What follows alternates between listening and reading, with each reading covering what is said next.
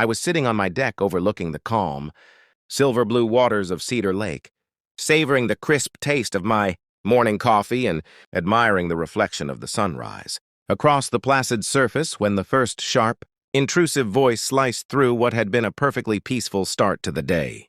There, stomping up my gravel driveway like she owned the ground beneath her feet, was a woman in a blindingly bright purple blazer, clutching a clipboard like a weapon and pointing at my 82-year-old grandfather, amped Garrison as though he were a dangerous fugitive instead of a retired county administrator tying a fishing lure with the steady precision of someone who'd spent half a century working with both his hands and his head. "Excuse me, sir?" she barked, her tone dripping with the entitlement of someone who had clearly breezed through life without ever hearing the word no. "This property is subject to HOA regulations, and I don't see your name listed on the approved occupancy roster." And Grandpa, still calm, barely glanced up from his fishing tackle, his worn-out flannel shirt and sun-faded baseball cap, belying the decades of influence and respect he'd earned in Pine Valley County government. He'd been staying with me for nearly a month now, helping me fix the dock, replace broken boards, and share his secret trout recipes during dinner, the kind that tasted like they belonged in a five-star restaurant. But that didn't matter to the woman currently puffing up like a peacock, because in her mind a real crisis was unfolding. A grandfather daring to visit his own family without filing paperwork first. When she announced her name, Margaret Sullivan, proudly self-identifying as the president of the Lakeside Estates HOA, it was with the theatrical flair of someone who believed her title should inspire fear and immediate obedience. She went on about bylaws and occupancy limits and board approval, waving her clipboard like a judge swinging a gavel, and I finally stepped forward from the deck, coffee mug still in hand, trying to process how a peaceful lakeside morning had turned into a bureaucratic interrogation. I explained, keeping my voice steady despite the irritation I could feel tightening my jaw, that Grandpa was simply visiting and helping out, and I didn't realize I needed formal authorization to have my own family in my own home. But Margaret snapped toward me with robotic precision, her hair somehow unmoving in the breeze, calling me Mr. Patterson, reminding me that county records showed I was the sole property owner, and accusing us of violating a mysterious 14-day limit because Grandpa had been observed here, a word that sent a chill down my spine because it implied surveillance. And Grandpa chuckled, amused, asking whether she'd been spying on him like some covert lakefront agent, which only fueled Margaret's swelling ego. She flipped through her stack of evidence and proudly recited his list of crimes: fishing without a community permit, operating power tools during quiet hours, running what she dramatically categorized as a gambling enterprise because Grandpa and a few retired neighbors played poker on Tuesday evenings while discussing their medication schedules. And she served these accusations with the same solemnity someone might use while presenting proof of international espionage. Then, as if she'd been waiting for the perfect moment to strike her final blow, she yanked out a manila envelope and slapped it into Grandpa's hands. An official 72-hour eviction notice, threatening legal action if he didn't disappear. And Grandpa slowly rose to his full height, still impressive at 6'2", even with age bending his spine a little. And for the first time I saw that old glimmer, the look that had made county commissioners tremble during tense budget hearings years ago.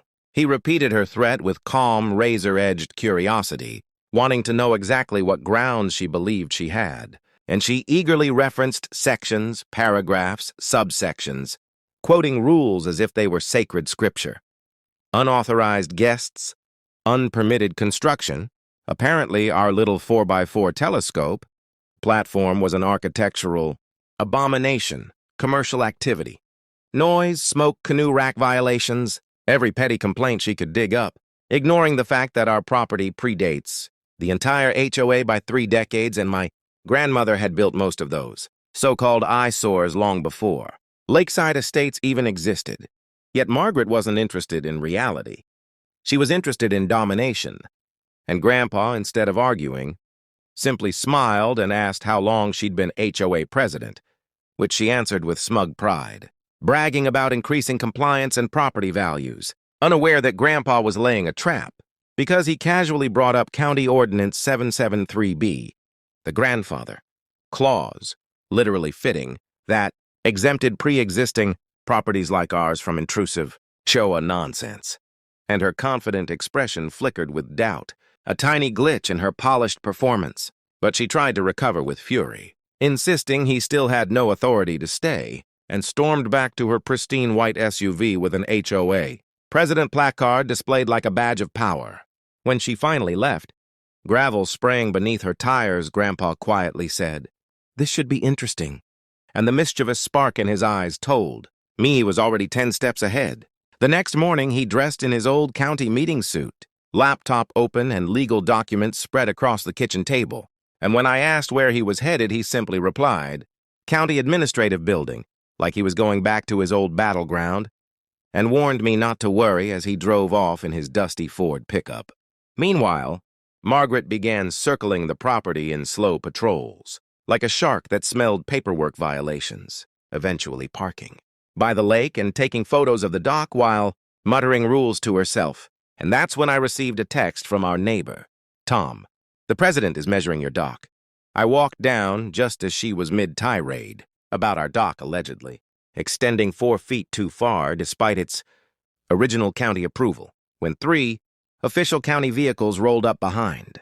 Grandpa's truck, and a woman stepped out. Sharp suit, confident stride, announcing herself as Patricia Wong, Director of County Code Enforcement, accompanied by 2 county inspectors and the county attorney himself. Margaret looked like she'd seen a ghost wearing a badge as Patricia listed numerous complaints about HOA harassment, ordinance violations, and suspicious financial expenditures, and then Grandpa strolled forward casually, greeting Patricia by name, revealing his long history of hiring, mentoring, and shaping each of the officials standing there, even officiating one of their weddings.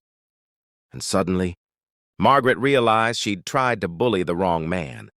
Patricia produced a county-filed exemption explicitly removing our property from HOA jurisdiction, something Margaret would have known if she'd ever checked real legal documents, instead of just her rule book. And Grandpa then brought up the beautification fund, a suspicious $40,000 of HOA money that somehow resulted mainly in landscaping for board members, private yards, koi ponds, and expensive outdoor kitchens. And the county attorney informed Margaret she would need to come with them to answer for financial irregularities, fake violations, private surveillance spending, and board election tampering. Her arrogance collapsed instantly, her voice shrinking to a desperate whisper, and she signed her resignation, right there by the lake, along with a requirement to apologize to every resident she'd harassed. Later came full restitution, community service, years of probation, and the public humiliation of court sentencing, where she appeared in a plain gray suit instead of her signature power blazer, looking much smaller than the tyrant who'd marched up our driveway demanding Grandpa's eviction. As the judge read the terms, fines, investigation findings, her fall from fraudulent authority, she didn't argue, didn't glare, didn't even attempt her usual self-righteous speeches. She just nodded, defeated, then scurried out of the courtroom like someone trying to disappear into the floor. Afterward, I asked Grandpa how he knew she'd have deeper dirt to expose, and he said it came from experience. People drunk on tiny bits of power usually had much uglier messes hidden underneath. All he'd done was point the county toward the right files, and their investigation did the rest. He could have shut her down from day one using the exemption he helped right back in 1995. An exemption my grandmother insisted on in case a future HOA ever tried to bully our family, but he wanted to make sure Margaret couldn't terrorize anyone else who wasn't lucky enough to have a former county administrator on their side.